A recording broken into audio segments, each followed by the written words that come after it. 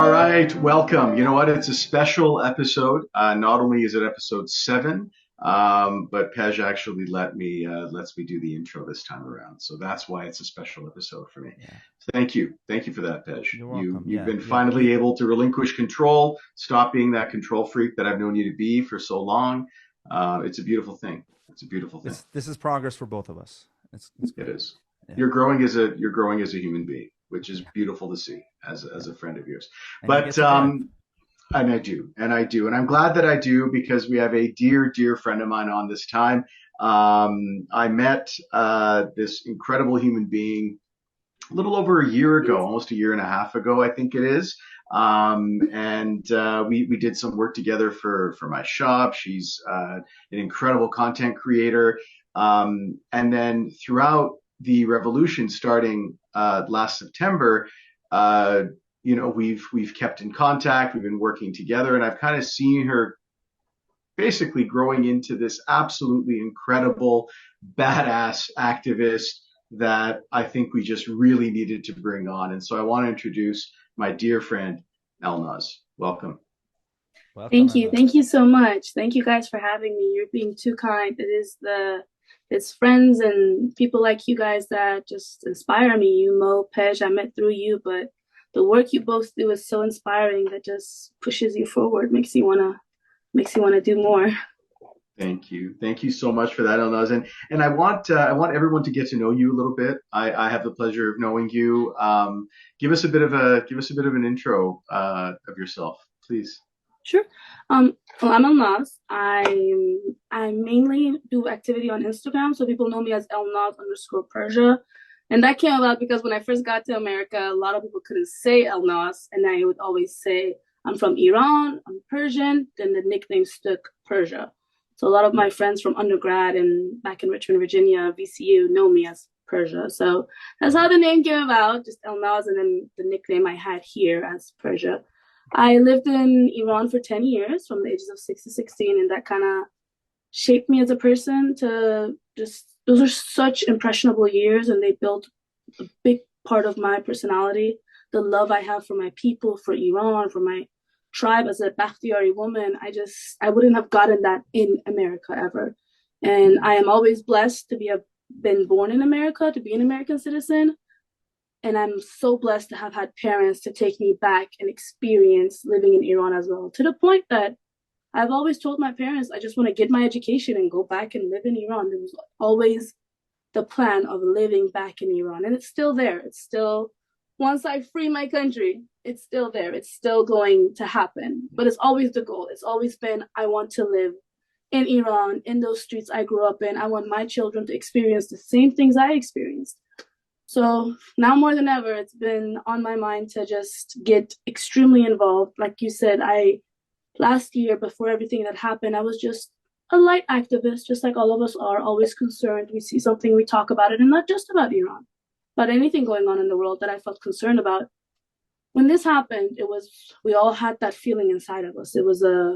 I mean, I personally can talk about it, and I talk to Mo about it all the time. We kind of had conversations about this. It just, something inside of me could not be quieted down anymore. All that rage, all that anger that I personally felt as a woman living in Iran, I knew what's going on. I have seen firsthand, I've been caught by the morality police. I've had to live there as a woman, which is just horrific. It's just one of the, and I was a girl from like a wealthy family. Like I didn't have, I don't want to say wealthy, but we were well off. I didn't have any of the other issues that so many other people are facing in Iran, which is just so heartbreaking and so devastating that our people have to deal with this.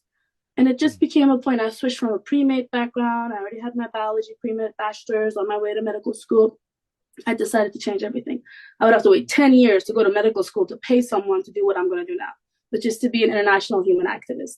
Made the whole 180, and now I'm trying to hopefully, with the help of all of my friends and family, to become an international lawyer focusing on human activism, feminism in bracket, and try to sell not just the people of Iran, but anywhere in the world. I mean, we have so many other places.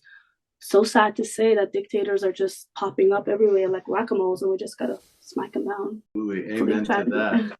Thank Yeah, you. amen to Absolutely. that. Amen to that. Now, you had mentioned that your background, Bakhtiari, and I know that I'm a whenever I look at the culture and everything and all the everything that we've received as an Iranian community and as a nation from from the Bakhtiari has been amazing, and people don't really quite understand exactly how critical and crucial they've been with much of Iranian politics, right back to like the Sassanid period, even, right? So why don't you give us a little bit of a little bit of a synopsis there from that pride that you must have, coming from there.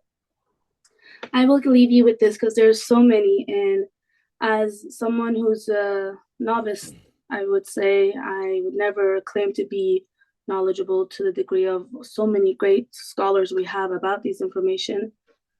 The research I've done have been in Bibi Mariam Bakhtiari. Bibi Mariam Bakhtiari, she was to my opinion, was one of the first feminists ever. Yeah. She's one of Iran's major feminists, if you would. She is from the Bakhtiari tribe, and while the Pahlavi dynasty was trying to get their power and take Iran back from the Qajars, because people were living in such horrific conditions at the time. I mean, just so sad and dying, addicted to drugs. Everyone was addicted to opium. Speaking in Farsi, yeah. Addicted to teriyak. Everybody was addicted to opium. It was a new drug that was brought into the country. The Qajar have pretty much ran Iran into the gutters. And the Pahlavi dynasty, Reza Shah, wanted to take that back. And the Bakhtiari people were one of the tribes who helped them take over, especially Bibi Mariam Bakhtiari. She was a writer. She led her people. She was, at the time, she had a diary. She educated people and said all women should have education. All women should go to school and write their diaries and learn how to read and write in the tribe that she had, the Bakhtiari tribe. She's just so inspiring to just hear. Back then, so long ago, still there was a person who lived in a tribe, which historically they have been looked down upon, that was such open-minded people. Her father was the leader of the tribe who gave her power to be in that position, who let her have that education. It's not just her being so open-minded, it's the people around her who allowed this to happen. And it's beautiful. It is just so amazing to know that these women, and so many more, I don't want to leave anyone off the list, so I wouldn't dare trying to list all the accomplishments these lovely, beautiful people of Iran have done, but it's so lovely. She and just a few writers, they pretty much, I'm struggling with the English words, they Iran Tehran fath kardan. They took over Tehran, I guess that's the right word. Like they snuck in and they kind of like, I think of it as like a mission, like a Call of Duty video game. Yeah. Like in my mind, they snuck into Tehran. They were with writers. It's not like they had like special spy equipment. They went in sneakily and they took over and they provided the means for this dynasty to come into power, which is just, it's amazing. I mean, a woman leading people, telling them they need to be educated. Her diary is still being sold to this day and read upon. And as a Bakhtiari woman, she always started her diary with me, and then she would say her name, Bibi Mariam Bakhtiari, an Iranian woman. She never excluded herself by Bakhtiari. She said, I'm an Iranian woman of the Bakhtiari tribe. I'm Iranian woman. That's the important part. She made sure that people know she was Iranian and a woman. That's just so strong as a person trying to fight for women's rights in the situation we see now. Imagine this was us less than a few hundred years ago, and then now we're fighting for women to just be alive. It is...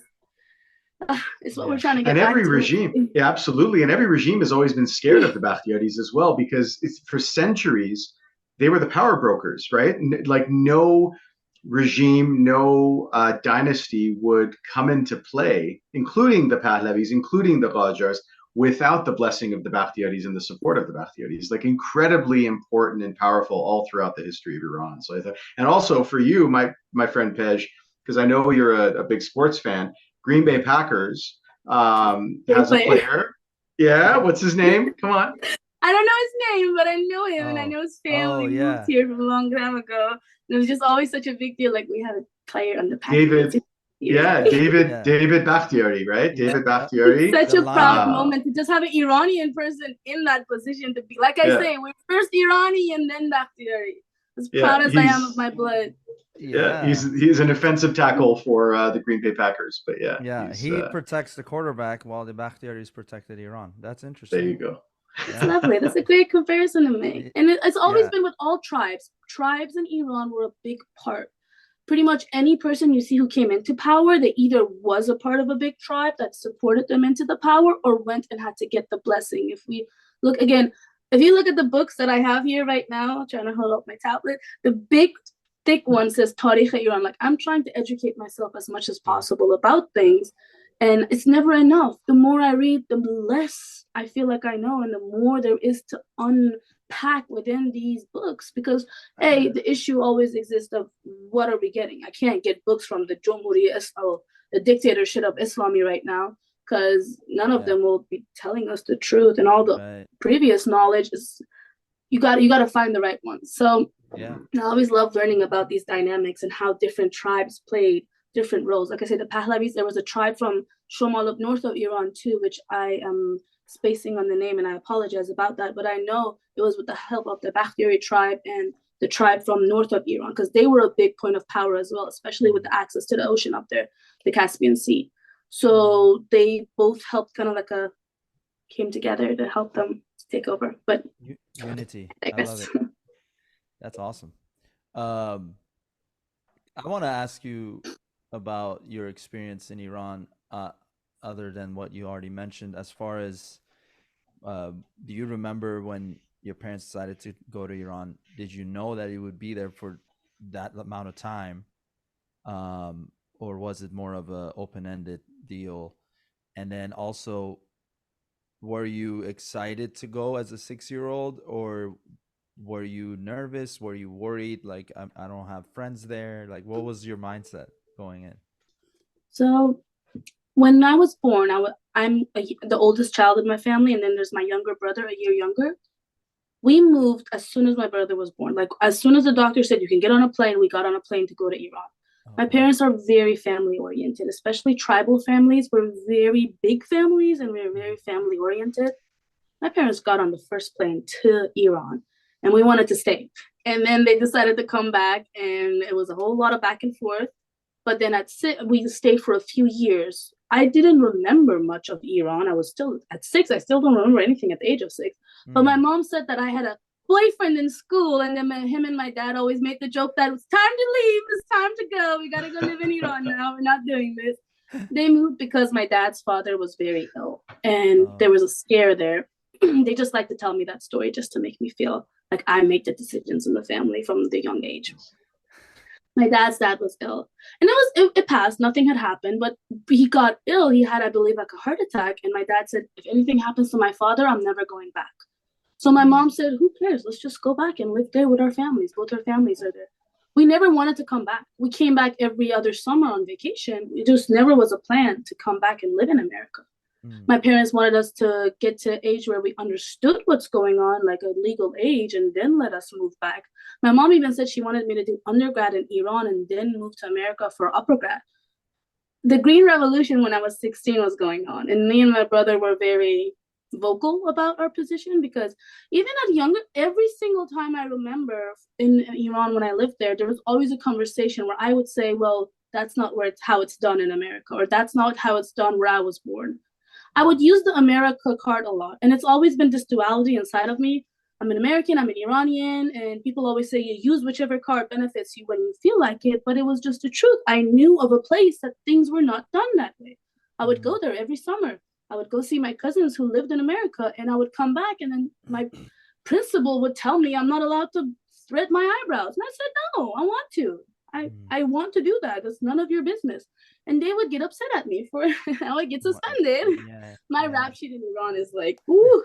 So I got into a lot of legal issues, and my parents coming from a family where it's looked down upon. I mean, if anybody's from Shiraz, they know that back in, let's say, 20 years ago, Khalili was like a very bad place. Like anyone who was taken to Khalili was just a bad person, girl or boy. They were just up to no good. Just society. Oh, my dear people. Like it was such a bad thing. And when my foot opened there, in Farsi we say "Vaqti pambe unja baz shod," when I started to step into those places because I would get caught for wearing my school uniform the wrong way, and I was coming home from school and I was caught. My school uniform had issues according to them because I pushed my sleeves up like that. And they said, why is this much of your arm showing? So I just started speaking English to them and cussed them out, honestly. very, very, very badly. I said horrific thing. I mean, deservingly so. These 3 ladies with their black cockroach chadors just came at me. And then this gentleman was behind them like their bodyguard. And they just like, man, we want to talk to you. And I just started speaking English. I couldn't give a damn. I just started speaking English and cussing at them and telling them to like unhand me, you peasants. Like I was being dramatic, but it was funny to me at the time. Not you, Elnaz. You being dramatic. Stop it. Stop that. Come on. And honestly, bows back then, I wore bows my whole life. I loved bows. I would always have this like, because you have to wear the rusari and you find other ways to like show your fashion senses or your person, unique it to your like style. So I would have this black polka dot bow that I would wear in the front, and they told me I can't do that. And they're like, well, I was like, it's just the same as a rusari. I just put a bow in the front part. Why do you care? You're bringing attention to yourself. Like, fuck you. Yeah. I always, yeah, exactly. I always found the best way of dealing with them was, I remember I was in Esfahan a few years ago, and Vank Cathedral, it's in the name, it's a Catholic cathedral. And they like to go and camp out front because there are a lot of Christians will come by to go visit, and they want to basically harass them for their clothing. And so we were down there, and they started, right? They started with my wife was with me, my daughter was with me, we had family with, and they started pointing out all the issues with the hijab. There was a soldier there, and it was getting a little bit uncomfortable. And so my go-to is always to kind of turn the attention back on them.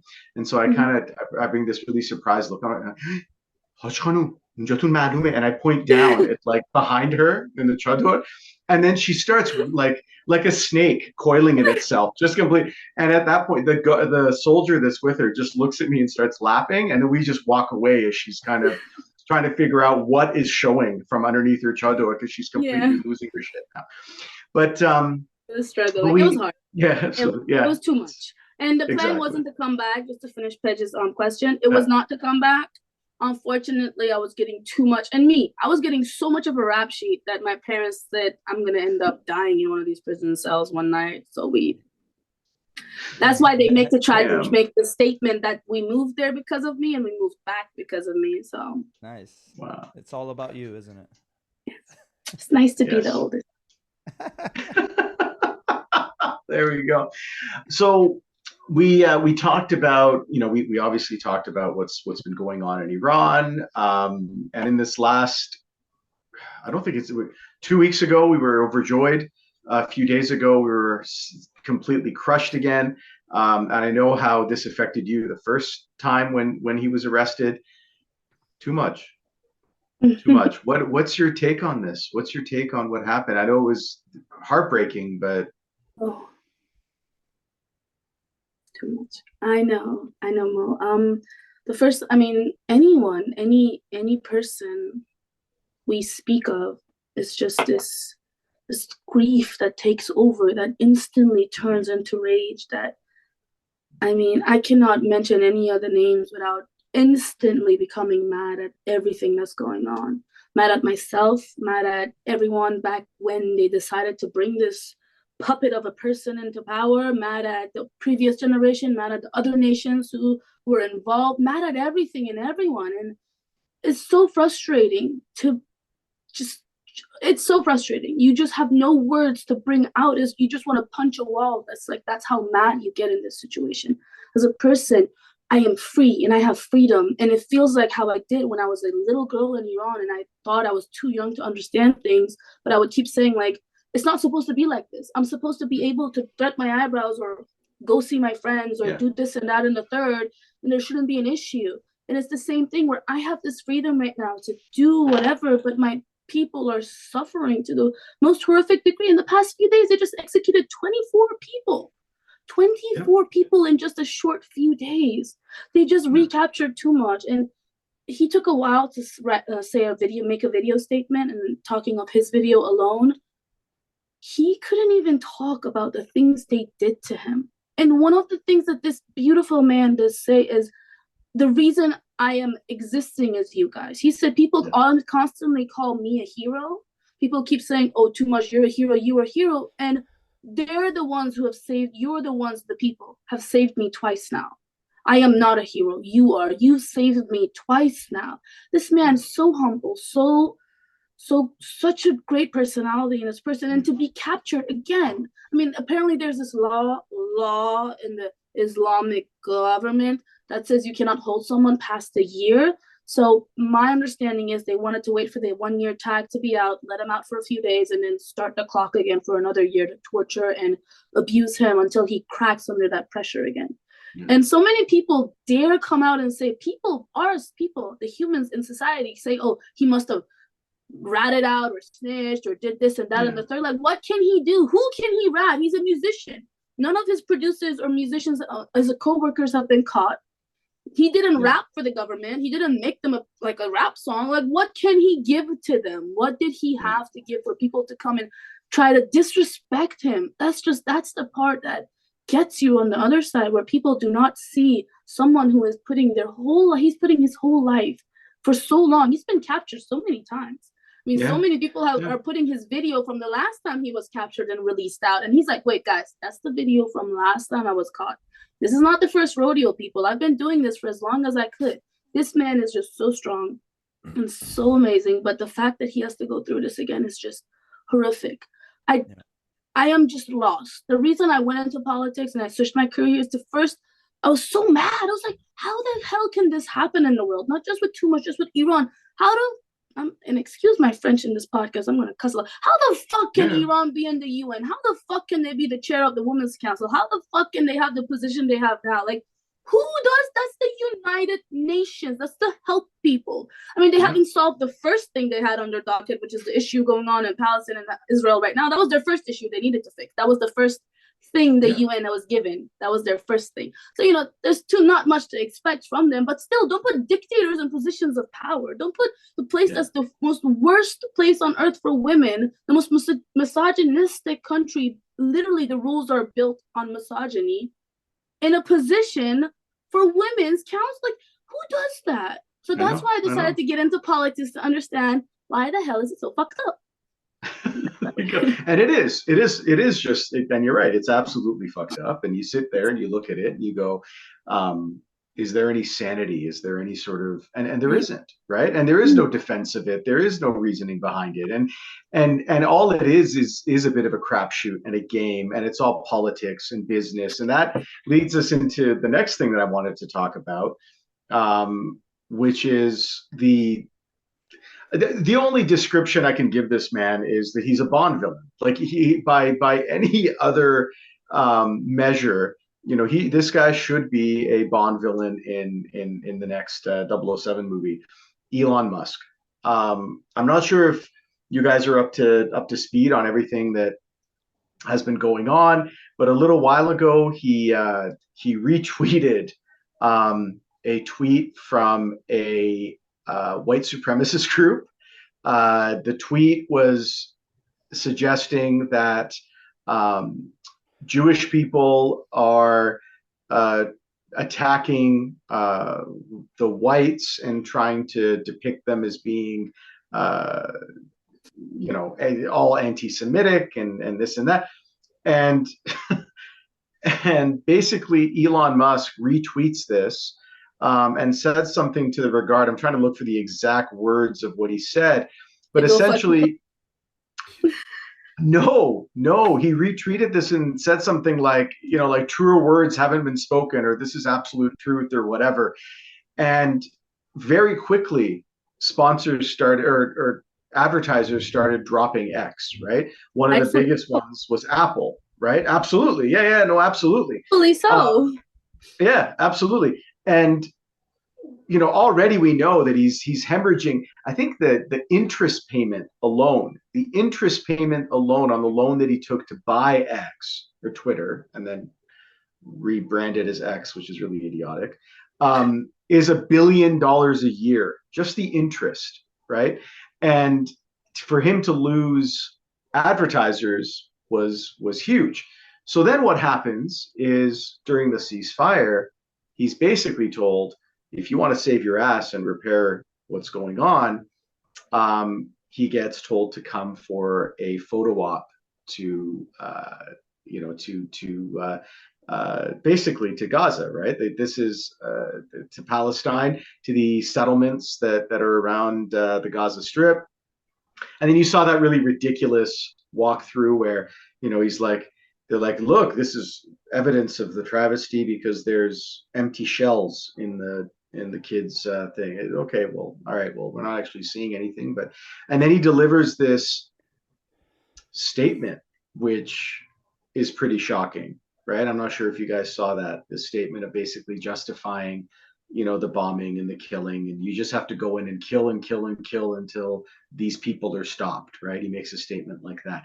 Then he's invited to go to visit Gaza, which he responds with, I've heard it's kind of dangerous down there, so I don't think I'll be coming. So making this really snide kind of imbecilic remark, about people being murdered. And then a day later, he's in an interview where he's essentially saying, if anyone is going to try to control me with money and the money of advertisers, fuck them. I'm not going to kowtow to them. I'm not going to do whatever. So he kind of went through this. He went from being, promoting neo-Nazi tweets on X to going and being a propaganda tool for Israel, to then going and saying, you people can't control me. But what he did do, and this is what I want to hear from you guys about, he did decide that Starlink will no longer support Gaza.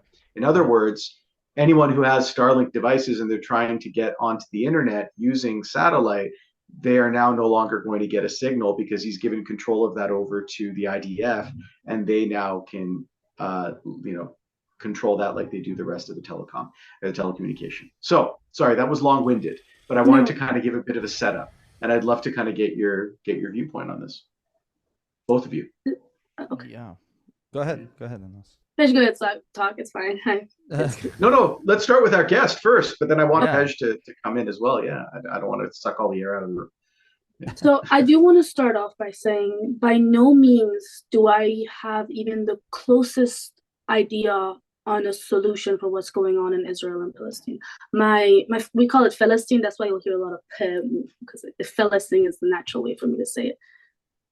My heart goes out to the people of both places who are being hurt and those are the actual people who are in this situation being killed, and bodies that are being used to play these games of governments and different agendas, and these people of privilege who use their power to put they don't think of the lives that are being killed. These are families, these are lives. They're not numbers. There's not just this many million people died, this many thousand people shot. These are humans. These are mothers and fathers and kids and girls and boys and just individuals that nobody seems to care about on either side that are dying. And my heart goes out to every single one who's being hurt by this situation. The thing I do want to talk about is how coming from where I come from in Iran and seeing taking away the tools of communication internationally, globally, when Iran shuts down the internet, they commit the most horrific mass murders possible. We've seen this in history where they shut down the internet and they decided to kill by the thousands and dump bodies in the river, that now that the rivers are drying up because of their lack of resource, they don't know how to control or manage our resources. The water's drying up, so we're seeing all these bodies pop up. But the government did. Yay, look at that. Yeah. So many of my people, their bodies are on unmarked graves. And the fact that somebody from their place of privilege has the ability to just go ahead and promote this and do that, and their decisions can have such horrific consequences. It's just this rich boy playing his games with people's lives. He is playing a video game in the Middle East. So many of these governments and these government leaders are just playing their little Call of Duty video games. I try to make it make sense in my head because they don't care about the people. Those are just, to them, they're just computer simulations or whatever. They're just, what are they called in the games? They're like NPCs, the non-player the NPCs. characters. To them, the NPCs, they don't care about human lives. None of them care about human lives, or else these things would not have taken this long. Everybody who is in a position of power that's been involved in this situation has only cared about their bottom dollar, just like our lovely Bond villain, Mr. Musk. Yeah, absolutely. He is just not care, like, because when you shut down, when you take away means of communication from people who are going through something so horrific, they have to show the world what's going on, and that's going to cause such horrible consequences for these people. Yet, dare I say, and I'm sorry to even bring this up, but it's going to cost so many lives. Why would you do that? Why would you put yourself in a position where it doesn't benefit you one way or the other? It doesn't matter to him if Starlink is there or not. He's just doing it to play his mind games, or his ego was bruised, or whatever. You have the means of helping people. Or he needs the advertisers back, right? Or he needs the advertisers back, and it was leverage. Right? That's just stupid. You care about advertisement or responsibility of your word and actions. You said something. Me as a company do not want to support what you say. Be a big boy and handle it. Go get your advertisement from the Nazis or something like that. I'm not promoting Nazis or anything like that, but I'm just saying, like, if you don't say that, or stay behind what you said. Don't try to play so now that I lost the game, I'm not going to play anymore situation. It's just childish play from place of privilege.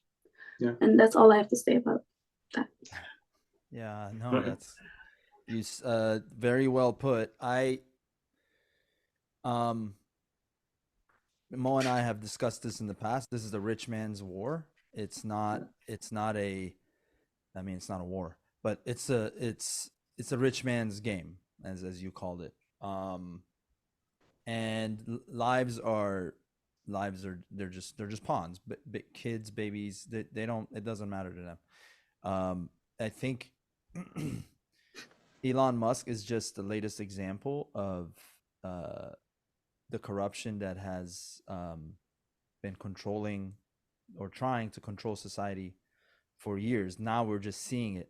And to tie this to what we were discussing earlier about Iran and the revolution and everything going on there, and none of us knew when this revolution is going to end, right? We didn't know. We just knew that it started. It's the biggest one since the 79 revolution, and it took the whole country by storm, the world by storm. It influenced Afghanistan to get into their own revolution, temporarily at least, to start demanding rights for their women over there, which was great. And I always keep getting to this point. It's like, okay, are we trying to just save Iran, or is this bigger than Iran? This is an issue that is in the midst of us fighting for freedom for our people in Iran. I think what's happening now, over a year later, is this all of these corrupt people, Elon, obviously Netanyahu, and then Islamic Republic's tentacles in Hamas, in Hezbollah, and then you got what's going on in even Ukraine and Putin and him getting funded by Islamic Republic. It's like we're realizing that this is bigger than what we thought it was, not in a negative way, but in a positive way. Like, this is meant to be bringing down all corruption. Joseph Borrell of the UN, or the European Parliament, it's like you're seeing all of these snakes that have been in power and just hiding in the shadows and making money from this Islamic Republic. So Elon Musk, to me, is, yes, it's a temporary blow to the people and the children that are getting killed, unfortunately. But I think the solution has got to be simple. It's got to be, we all have to, like, there's no more talks of that's that side of the border. It's not concerning me. I think that idea is dying. That idea of uh, my country, my problems, your country, your problems is no longer valid. People are not okay with that conclusion, and I think it's becoming more and more the idea of borders were made up at some point, and the people are people. You didn't choose to be born on that side, and I didn't choose to be born on this side. And at the end of the day, if we want us to survive, we have to storm the streets and do what Iran did too, and Afghanistan's doing, and go hand in hand. It's happening in Ukraine and Russia. There's Russian soldiers holding hands with Ukrainians. They're Ukrainians and saying, this is not the truth. This is not what we want. We want peace. It's starting to happen in all these little sparks all over the world. And I think the sparks are eventually are going to get connected, and it's going to become masses of people just walking the streets and in peace and protesting, and when that happens is when we're going to see what we want to see, and that is all of these I'm going to say pussies. They're going to fucking pack their shit and go in the same rivers that they threw the innocent bodies in. You know what I mean? So Although I would call them testicles personally, because testicles are far weaker and more sensitive. And I think, fair. I was yeah. referring to a feline, but you took Oh, it. okay. Yeah. Pussycats is Yeah, what you yeah, meant. yeah, Okay. yeah. Let's clarify. That's Good. right. Yeah, Good. Perfect. As yeah. you Whatever. mentioned a good point. I do want to go back to this point that Tej mentioned about the connectivity of the people and people trying to connect together. Well, we can look at how these dictators are actually, we have proof that they're connected. I mean, that Yeah. evil bastard that's in power right now, I don't even want to bring his name in Iran, our supreme leader, he was, there is actual proof, and there's this lovely video by Shaheen Najafi that he breaks it down completely with as much evidence as possible.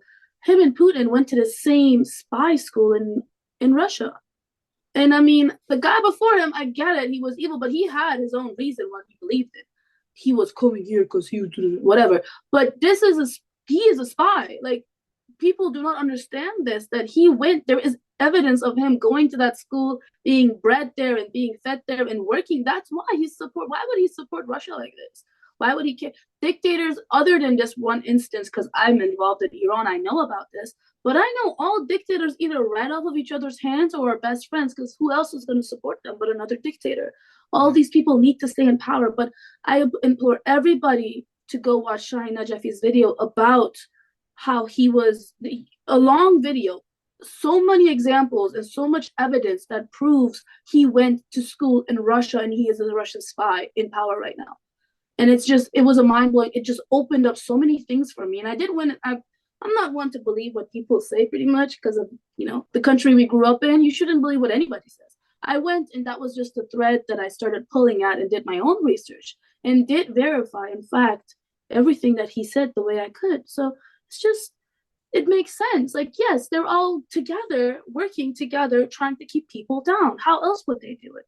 So if us as people unite against them, that's all we have, is to unite and hold hands and come to the streets. That's the only thing we can do.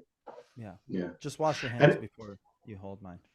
Yeah, I'm a germaphobe, so. I'm sorry? Oh, everyone holding hands. Is that what that was? So here's the thing. I want to know what you guys think, because I don't see it as there being these different sides, right? I see it as there's a single side. There's the interest of corporations and the wealthy, and then there's the people. There is this false narrative of, you've got, the Russian bloc, or you've got, Western Europe, or you have North America, the East, the South, whatever. I find it all to be a little bit bullshit. And I think that it's all really just set up and orchestrated to keep us busy, so that, the corporations and the governments can continue stealing and doing what they do best. And this kind of leads into, I guess, what the other thing I wanted to talk about today, which I call, Henry Kissinger, we won't be missing you. Henry Kissinger, for those that are listening and that, a um, politician, statesman, not really a politician, because I don't think he was ever elected to office. It was really just, he was Secretary of State, and he was, had a lot of very dubious positions all through the years, like with very odd and kind of catered names to him. But everything from really Cambodia to Chile, this man had his fingers in the pie of destroying these countries, mass genocide. Just one example to kind of let you guys, like, one of the things that always struck me was back in, I think it was 69. Yeah, 69, in the height of the Vietnam War, he and Nixon decide that it's a good idea for them to bomb Cambodia to weaken the Khmer Rouge. Without Congress approval, without Congress's knowledge, they secretly decide to drop 540,000 tons of bombs on Cambodia, causing one of the greatest humanitarian crises, right, that we've had in that century. And that's just one example. Right? You take a look at the Vietnam, basically every single Republican president since Nixon, he's been in their government and has been pulling the strings with all the wars. And I kind of see his death, it's kind of like a bit of a ding dong, the witch is dead kind of moment in Wizard of Oz. When he died on Wednesday at the age of 100, it was quite symbolic for me of this end of that reign of, hyper capitalist military industrial complex fascism kind of growing this in the world, and that war mongering. And I saw it as something quite auspicious. I was actually quite hopeful, kind of going, well, if Kissinger's dead, maybe this is the beginning of something new. Any gotta any make thoughts? sure, Any opinions? yeah, gotta make sure he didn't train the next generation to do the same. That's Yeah. the first thing. It's like how we worry about the supreme leader in Iran, like his son would take over, right? So it's like and apparently his son is more brutal than him. So, we have to make sure those guys are also put away before this change happens. But yes, good riddance, right, to Kissinger. But yeah, go ahead, Elnaz. Well, though you said something very interesting. At the age of 100, a man who probably committed numerous, like countless amount, we don't even know how much. It is so much that we cannot put a number on it. Amounts of death and ruined countless amount of people's lives, dies comfortably at the age of 100.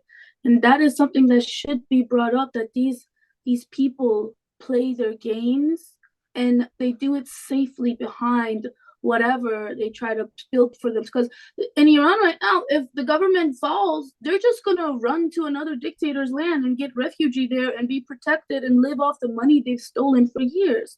They're not going to be brought to justice. It's just this game that they have for themselves. They've already created their way out. They are going to be protected, and they're going to have their, like, good riddance. I don't give a, like, I would rather watch them be tortured over and over and over again, just like peel a piece of skin a day at a time, and just like, so satisfying. Mussolini treatment. You want them to get that Mussolini treatment. I mean, Elnaz is all death of 1,000 cuts here. My God. Yeah. I'm being lenient, I'm trying to be civilized at least. But the things they've caused, the lives nothing could bring back the pain. And I honestly, good riddance is not even a good word for it, but it is. I hope for it to be a symbolic moment in history, just like you said, of a click where, okay, this has happened, and it was with the leaving of these evil, corrupt people that things change in the right direction, because we need these change. Maybe his death could be a reason where people talk about the tragedies he committed, and it could be brought up more and more and more, because you cannot forget about things that people have done. I mean, they're not going to teach this in American history of who Kissinger was and what he really did.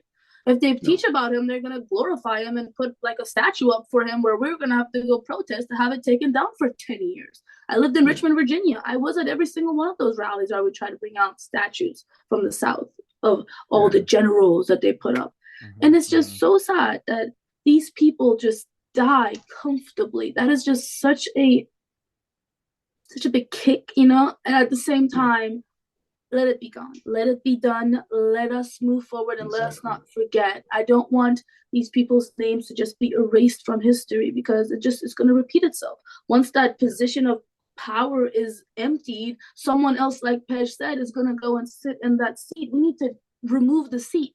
We need to put positions in power where you cannot just go and bomb countries without the knowledge of the rest of the government, because they're doing that on the behalf of the American people. Like, no American person, left or right, would agree to that. Nobody. And I don't care what part of the spectrum they stay on. Actual people, not those extremists who are just yelling at the rallies, actual American people on both sides. Because, like, I didn't know that, to be honest. I living in West Virginia, a blue state right now. As many people as I talk to, they just say their affiliation because of what they've been raised on. They don't really believe with any of those ideologies. And they all just care about human lives. Like, I tell them about my position in Iran and what happened to my people. They actually care. And these are people from a very blue state. I mean, we are historically blue, always been blue. So it's people who care, and the people actually do care. And that's something that was brought to me as a surprise. Wow, these people really do care about these things. It's just the lack of knowledge, of course. American education system where they do not teach you the truth about what's actually going on. And of course, now we have the whole theory, what is it called? The race theory. Race theory? Yeah. Critical race theory, with the books and the banning and all that. Wink, wink. The Nazis did that when they wanted to start their thing.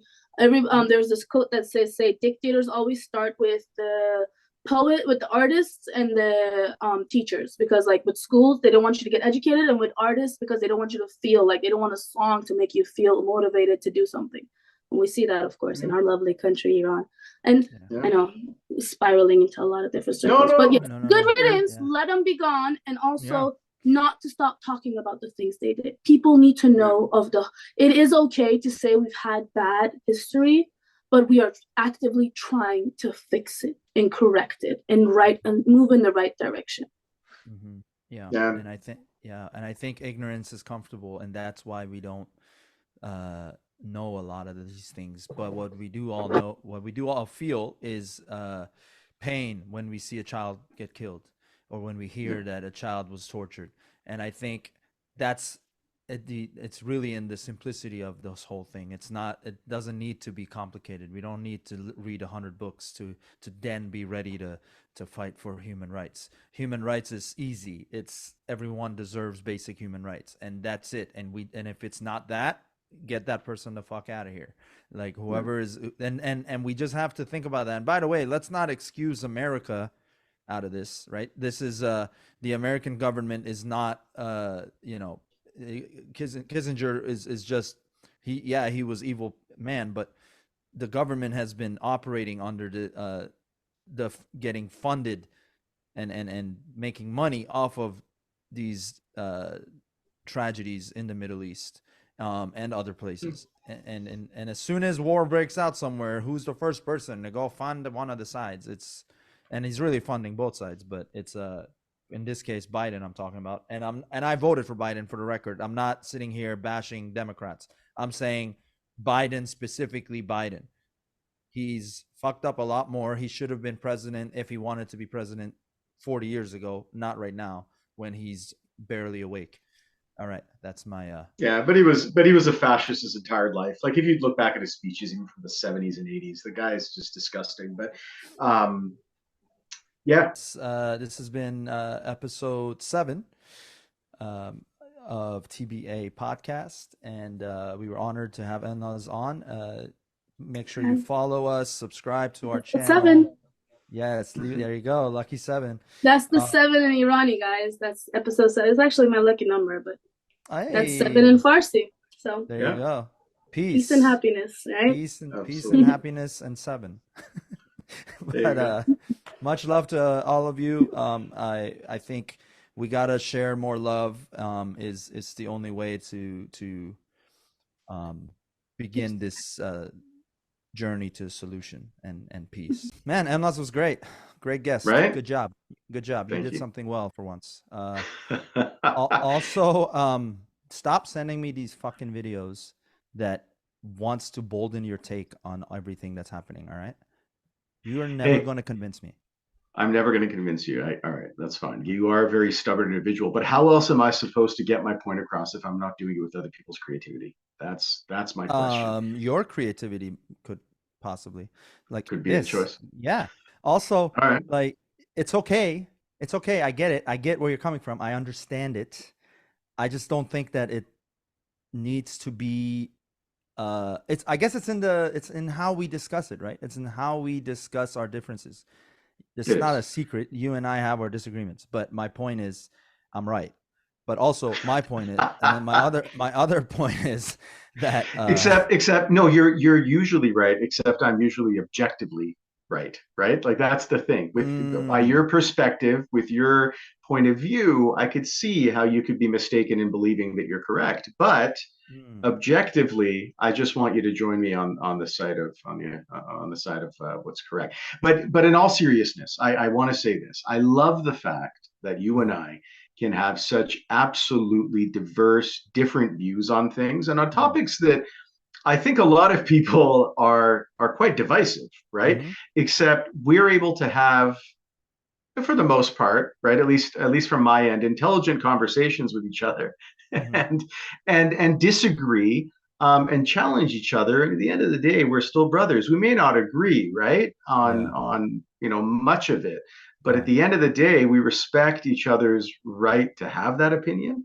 and we mhm. respect each other enough to be able to have those conversations. And I think that's what we may be missing a lot. That's Um, right. in that dialogue that we're seeing in social media with a lot of the people that we know, even, right? That's I mean, yeah, that's fair, and it's sad that's what's happening on social media. Yeah, it's become look at one thing about a person and paint their entire life with it, and Mm. that is becoming a very sad narrative that's repeating. Also, it's funny that you think we're brothers. Also, it's it's okay though. Like I know you don't have a brother, so you want Yeah. me to be your brother. I also don't You have have a a brother. brother? Yeah, I I thought don't you have a didn't have a brother, brother either. but I told my parents to stop. Like, I was like, don't make more. There's a Oh, risk. geez. Yeah, yeah, yeah. Wow. We're very So open. you're We're very open. Yeah, yeah. And so since then, my parents sleep in separate rooms. But yeah, you cock yeah. blocking your parents. That's incredible. That's Yeah. Until I moved to LA. He moved me himself. So my he was like, you stop getting enough of married this. and get divorced. Yeah. Yeah. Um get out of my house. Anyway, but yeah, I think I think that you we have the we have the information that we have on whatever topic, and it's no secret, where our interests lie. And the bottom line, I think, is what's the bottom line?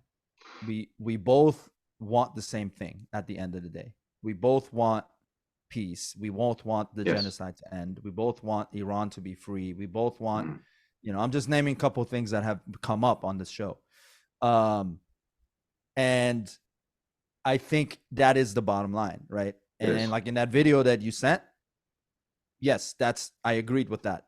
It needs to be that is the main purpose, and we can't get Yes. distracted by the routes, because the Exactly. routes the routes can be a million different ways. Um, and we need to stop judging the routes and instead say, what's the purpose? No one is.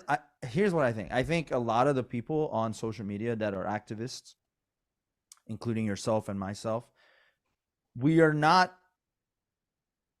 It, there's an unsaid. It's not really being said, but a lot of it's being inferred or implied that this social media activist or human rights activist uh, is not a good person, or this Yeah. human rights activist is not a good person. That is a false narrative for most of the people that are fighting for free Iran. When the revolution started, for example, no, the Iranians we were so united at the top. At the top, everyone was saying the same thing. Hell yeah, the women are changing Iran, and now their supporters are following them, the Gen Zs. Everybody was on that same page. I think what ended up happening, because no one knew how long this would last, images started to come out. Innocent protesters are getting executed in Iran. and then add the crisis in Palestine and Gaza, and it's like all of this turmoil and trauma, I feel, has tested the patience of a lot of us, and it's tested the patience, and also it's not normal to see kids getting killed. It's not a normal thing, Yeah, the and traumas are there. The traumas are there, brother. Absolutely. I agree with you. That's affected me. It's affected you. It's affected all of us. yeah, The only thing that I think we can't look past, though, are the objective truths, right? There are certain truths. Children shouldn't be bombed. yeah, of course, Massive amounts of civilians shouldn't be murdered. People shouldn't be living under oppression, right? mm-hmm. Anywhere in the world. If we're Mm-hmm. talking about, any country in the world, or if we're Yeah. talking about Congo, if we're talking about Ukraine, Iran, Syria, Palestine, Syria, yeah, it doesn't matter. yeah, People that are oppressed need to be helped, and we need to be their voices. It's really when that comes under question that it becomes a little bit difficult to swallow, that people are actually denying those objective truths or mm-hmm. trying to justify them. And I think that's really the only indefensible position. Beyond that, everyone has a journey. Everyone has a journey. Everyone has their own paradigms that they need to be working within, and Mm-hmm. what they've been taught and what they've seen their entire lives. And the more we understand that, the more of a productive conversation we can have. And that's when we actually get to a solution, right? As opposed to sitting here and just bumping heads. Someone calls somebody else a regime, someone else calls someone a mujahideen, someone calls someone a Pahlavist, someone calls Yeah, someone else a monarch. What is that going to accomplish, other than giving the oppressors exactly what it is that they want? But I'm happy that you and I are able to, at the very least, have these pretty intense conversations, and at the end of the day, kind of wrap it up with love, even though you're yeah, never going to accept me as your brother. But that's okay. yeah. I mean, That's okay. sister maybe, but That's cool. I yeah, could go with that. yeah. Yeah, I already have an older sister. Maybe make them too. there you go. Um, Right on. no, All you're right right, though. brother. Yeah, I agree. I agree. And it's all got to be rooted in love, because that is exactly the weapon, uh, of mass unity that is going to cause these corruptions to end, and these Yeah. because they bank on you hating your neighbor, and when we were like, I'm not interested. I love my neighbor. I love this person. This person is maybe their views are different from mine. Doesn't matter. He's a human being. He has the right. She has the right. I love them regardless. Yeah. And that is the point. So let's hopefully, if we can inspire two people to be like, okay, yeah, let's approach it with love. And I'm Yeah. not saying they weren't trying to, but it's easy to get affected from all the trauma to be like, well, fuck you, right? It's easy to say that. It's easy So to I'm say that. gonna, yeah. So I'm gonna end this with a quote from one of my favorite revolutionaries, um, Che Guevara. Okay. And I think it summarizes something that you just said right now fairly well too, when he says the true revolutionary is guided by great feelings of love. And I think that's true, right? It's Yeah. the love that you have for humanity that gets you so riled up that you want change. It's that love for your fellow man and your fellow human being that makes you want to become that revolutionary. So let's not forget that, right? Let's keep that Absolutely. in mind, as we move Absolutely. forward. But And a more main another, and a last, because I have to end the episode, not you, sorry, man, go ahead. Yeah. because you started this episode, so I have I to end it. apologize. It's You're right. only fair. It's only fair. It is. It's all about being fair. This whole thing. Um, I also have a quote that's gonna trump your quote. All right. it's Better not be a Trump coat, but yeah, go ahead. it's Yeah. not a Trump quote. No, All right, it's not. good. It's not huge. It's not huge. Yeah. No, it's everyone knows this one. Injustice anywhere is a threat to justice everywhere, and we just got to remember that. Yeah. Combined with the quote that you said, and putting those two things together, approach everything with love. I love you, my man. You're a cool dude. You are my brother. All jokes aside, and let's change the world, man. Let's change the world for the better. Absolutely. Episode 7 in the books. Thank you all. Follow Mo. Follow retailtherapy.clinic, retail.therapy.clinic. Follow me, Pej the Maniac. Follow TBA Podcast, official TBA Podcast on Instagram. And of course, follow Elnaz. Do we have her handle? Yeah, it's going to be, it was put up earlier, and There we we'll go. put it up again. Absolutely. That's it. Absolutely. All right. Much love to everyone, and peace, love, and harmony.